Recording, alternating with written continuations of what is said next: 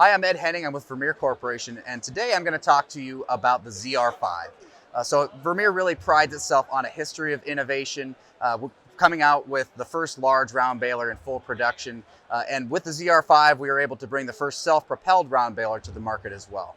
So with the ZR5, really the name of the game is more bales in less time. We've tried to design this machine for comfort, for efficiency, and to be a difference maker on operations in many different facets. So one thing that you'll notice on this machine are the front wheels. So these are cast ring front wheels to make this a zero turn machine. So that gives us the ability to counter rotate, to do a half turn or a quarter turn, and be able to turn that bale around if that's what you're looking for, automated into the machine.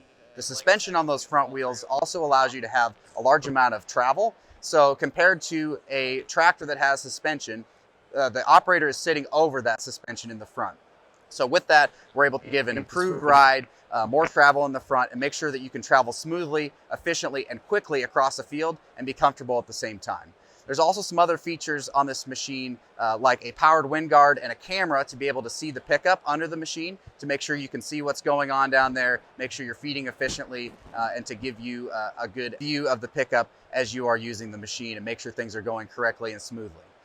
On the rear of the machine, you'll essentially find a 605N cornstalk special bale chamber. That has auto lube, which allows our system to automatically grease certain high wear bearings. Make sure we're getting grease to those at the correct intervals to make sure we're keeping out chaff and things like corn stalks, keeping those bearings cleared out, hopefully improve bearing life.